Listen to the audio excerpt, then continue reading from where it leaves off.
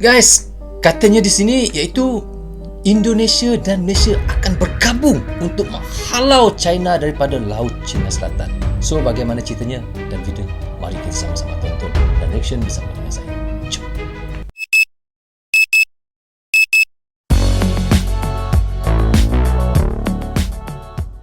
Hai guys, Assalamualaikum. Apa khabar semua? Berjumpa lagi kita di dalam Brozul Channel guys. Apa khabar anda orang Indonesia, orang Malaysia, orang Brunei, orang Singapura dan di seluruh dunia? Apa khabar anda semua? Saya doakan semoga anda sentiasa sehat, sentiasa dalam rahmat Allah, sentiasa dalam lindungan Allah dan sentiasa diberkati oleh Allah SWT. Itulah sebaik-baiknya rezeki yang Allah berikan kepada kita, iaitu kesihatan dan umur yang panjang. Okey guys, hari ini kita nak reaction lagi satu lagi video daripada iaitu channel Kilas Dunia. Kini subscribernya adalah 23,000 guys. Anda boleh pergi ke channelnya, klik butang subscribe, klik butang loceng, tanda sokongan anda juga kepada Kilas Dunia. So, tajuk yang kita nak reactionkan adalah seperti ini ya. Indonesia dan Malaysia akan bergabung untuk menghalau China daripada Laut Cina Selatan. So, bagaimana ceritanya dan videonya? Mari kita sama-sama tonton dan reaction bersama dengan saya. Jom. Aksi semena-mena Cina di Laut Cina Selatan, ternyata dampaknya hubungan Indonesia dan Malaysia punya nasib sama, bisa bersatu gempur Cina.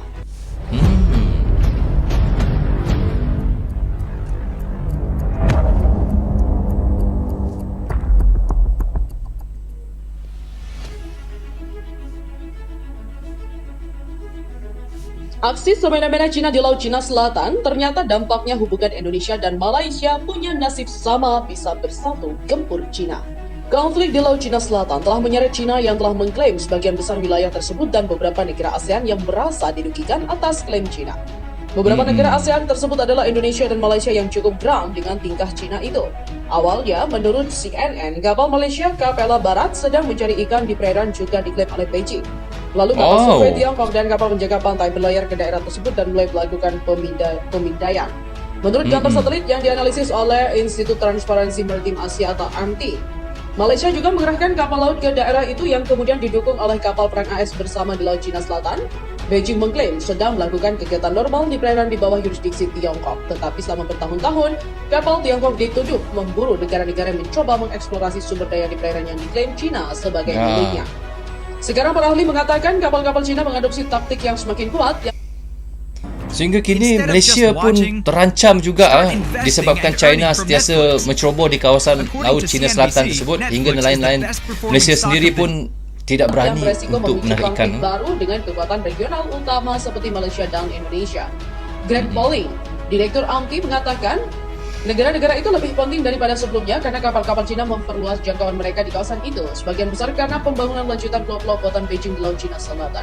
Di mana kepulauan itu juga menyediakan pangkalan depan untuk kapal-kapal Cina, secara efektif mengubah Malaysia dan Indonesia menjadi negara-negara garis depan. Pada hari tertentu, di sekitar sana selusin kapal penjaga pantai berdengung di sekitar kepulauan Spratly dan sekitar 100 kapal nelayan siap berangkat. Laut Cina Selatan adalah salah satu daerah yang paling diperebutkan di dunia dengan klaim yang bersaing dari China, Taiwan, Vietnam, Filipina, Malaysia, Brunei, dan Indonesia. Klaim teritorial Beijing yang dikenal dengan garis 9 garis putus-putus karena tanda yang tercetak pada peta China di wilayah itu yang jauh ini merupakan yang terbesar dan mencakup terpaksa Taiwan, Indonesia, Malaysia, lepas tu bergabung, Vietnam sekali bergabung untuk memperkuatkan di perairan Laut Cina Selatan, menghalang China menceroboh kawasan-kawasan laut masing-masing di seluruh laut dari Pulau Nan hingga Indonesia. Klaim China tidak memiliki dasar di bawah hukum internasional dan dinyatakan tidak sah dalam putusan Pengadilan Internasional 2016. Meski demikian, sejak sekitar 2015, pemerintah China mulai meningkatkan ambisi teritorialnya dengan membangun pulau-pulau buatan di atas terumbu karang dan petting di Laut Cina Selatan, dan kemudian militerisasi mereka dengan strip pesawat, pelabuhan, dan fasilitas radar. Para ahli mengatakan Beijing telah menciptakan armada penjaga pantai dan kapal penangkap ikan Tiongkok yang dapat dikerahkan di Laut Cina Selatan untuk mengganggu kapal penuntut lain atau berlayar di daerah yang sensitif secara politik. Konfrontasi antas kapal Malaysia bukanlah tindakan agresi pertama oleh pemerintah Cina di wilayah tersebut pada tahun 2020. Dimulai dengan kebuntuan di pulau di ujung paling selatan Laut Cina Selatan, wilayah yang diklaim oleh Cina dan Indonesia. Kapal-kapal dari negara tersebut terlibat dalam kebuntuan yang dimulai ketika kapal penangkap ikan Cina mulai beroperasi di dalam ZEEI.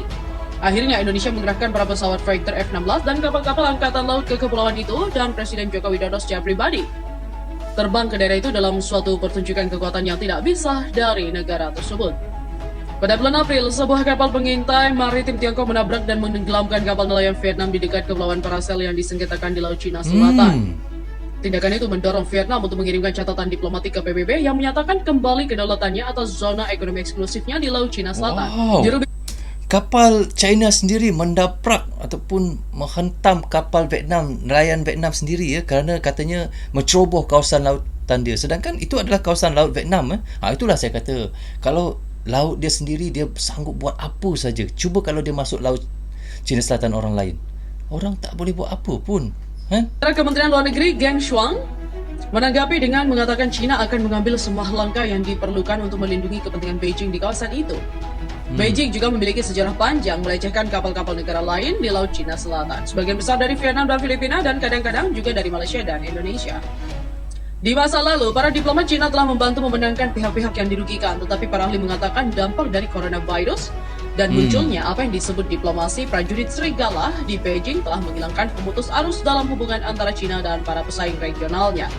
Apa yang berubah adalah mereka benar-benar melepas sarung tangan sejarah diplomatis. Pernyataannya kurang ajar dan tidak membantu. Betul, kurang para ajar juga guys. mengatakan meningkatnya kekuatan Beijing di wilayah ini sebagian di sebenarnya China ni sudah melampau. Dia sentiasa saja menceroboh laut orang. Lepas tu bila orang didorong oleh pandemi dia global marah. coronavirus yang telah memberikan pukulan berat terhadap pertumbuhan ekonomi China yang cepat dan merusak reputasi internasional negara itu.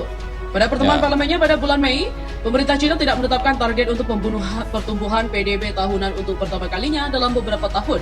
Sebuah tanda bahwa mereka khawatir akan penurunan kinerja ekonomi. Pada saat yang sama, ketegangan meningkat dengan Amerika Serikat dan Eropa mengenai peran Beijing dalam penanganan wabah awal dan apakah itu memberi dunia cukup waktu untuk menanggapi pandemik.